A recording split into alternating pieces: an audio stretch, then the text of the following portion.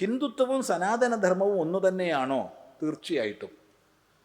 ഹിന്ദുധർമ്മത്തെ സനാതനധർമ്മം, വൈദിക ധർമ്മം എന്നൊക്കെ പറയും.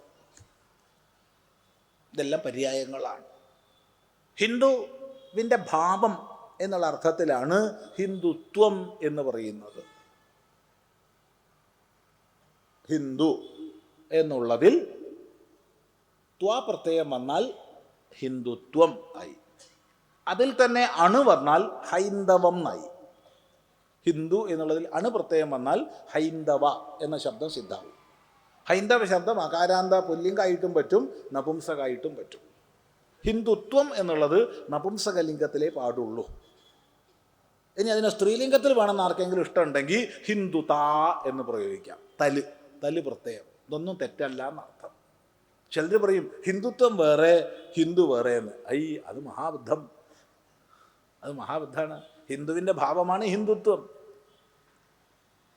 വേറെ ചിലർ പറയും ഹിന്ദു വളരെ നല്ല ആളാട്ടോ, വായി കൈയിട്ടാൽ കടിക്കില്ല, വലത്തെ കർണത്ത് അടി കിട്ടിയ ഇടത്ത് കാണിച്ചു കൊടുക്കും, നല്ല ആളാ, അവൻ്റെ ഏത് അമ്പലം നശിപ്പിച്ചാലും കുഴപ്പമില്ല, അവൻ എത്ര വെട്ടിക്കൊന്നാലും കുഴപ്പമില്ല, ഒക്കെ സഹിച്ചോളും. ഹിന്ദുത്വം അതല്ല, അത് ഭീകരാട്ടോ. അത് ഹിന്ദുത്വം ഭീകര. എന്തൊരു കഷ്ടം. അത് ഹിന്ദുവിൻ്റെ ഭാവമാണ് ഹിന്ദുത്വം. നീ ആ വിചാരിച്ച കഴിവുകേടല്ല ഹിന്ദു, ഒന്നിനും കൊള്ളാത്തവനല്ല ഹിന്ദു. ഹിന്ദുവെ പ്രതിനിധാനം ചെയ്യുന്നത് യോഗേശ്വരനായ കൃഷ്ണനും ധനുർധരനായ പാർത്ഥനും ഒത്തുചേർന്ന ബ്രഹ്മക്ഷത്രങ്ങളുടെ സമന്വയമായ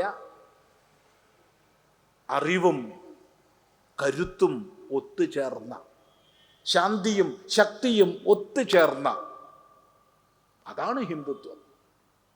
ശാരീരികവും ബൗദ്ധികവും ഒത്തുചേർന്ന, ഉയർന്ന ബൗദ്ധികം, ഉയർന്ന ശാരീരികം, അതാണ് ഹിന്ദുത്വം.